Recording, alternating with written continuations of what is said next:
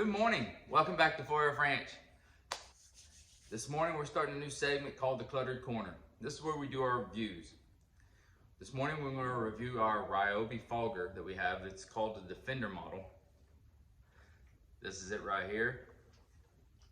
Holds a half gallon of fluid in the bottom. It's got an 18-volt battery. It's part of the 1 series, the 1 Plus series, that you can use a lot of these batteries on different items in the same series. This one has 2 little hook eyes right here so that you can put a strap on it, carry it around, so you don't have to lug it. Not that it's that heavy, but just makes it, you can just tear it up. Just tear all the mosquitoes up. Tear the mosquitoes, the flies, everything. And look, if you want to hear how loud it is, this is how it is kind of loud. I will give it that. There you go. You see a little bit of fog coming at the end. Shoots out to about 15 feet. I use it for the horses and everything else. The horses, the cows, to keep the mosquitoes off of them. They tend to stand a little bit better with this than just with a pump sprayer hitting them with a straight stream. For whatever reason, they get over the sound real quick and they will stand and let it be fogged all over their bodies. I do the barn. A lot of times I'll do exactly where they're going to stand for the night.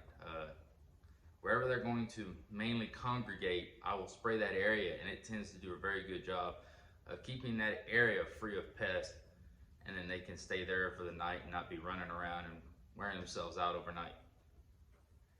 But I like it. I mean, it's running really well for me. I decided to go with it over the traditional gas or propane ones that you have, because those just don't last long. They seem to give in pretty quick. Within a year or so, you'll be having to go get another one or so. This one has done a very good job. I like the idea that I can go get another Ryobi tool and plug the same battery onto it. So for me, it's worth it. I find the value in it, because I really want to get like one of the Ryobi pole saws. Ryobi comes out with a lot of tools that I've noticed that other battery manufacturers, such as like Craftsman, has a good line, but they just don't have as much as Ryobi does. And granted, Ryobi is a kind of a cheaper brand, which you get expected. Maybe they'll go out pretty soon, but they have a lot of tools that you can pick from, and they all have the same battery. Next time we do a review, I'm going to do it on my Craftsman battery powered chainsaw. This is a 20 volt. The battery's over there charging, because I have Craftsman power drills and stuff that take the same batteries. So that's nice in that sense. If I could get the Craftsman does have a pole saw for their brand that fits the same battery, but they're way more expensive than the Ryobi brand. And I've watched a couple reviews on the Ryobi stuff, and they tend to do a pretty good job. Anyway, let's switch over into the agricultural section of my segments, as I usually do. Let's go now. Anyway, in agricultural news, right now we've pretty much harvested. We just got done with Hurricane Ida. We were on the better side. I hate to see it for the people that got hit with Ida, because Ida came in at pretty good strong winds. They had like 170 recorded mile-an-hour winds, and it tore up a lot of stuff over there towards New Orleans and Houma and all that place. And I really hate it for them. But for the most part, with that coming in and the uncertainty of the track where it was going, a lot of people went to harvest them. We still have stuff in the field. There's still some rice in the field that people have not harvested yet. But for the most part, we're probably sitting around 75–80% harvested, done in Jeff Davis. And in that sense, from what I've heard some really good. People either getting really good crop, some people getting about what average what they would do, and I've heard some people on the lower end, 15–20% down, depending on where you're at in the parish and depending on where the rains were.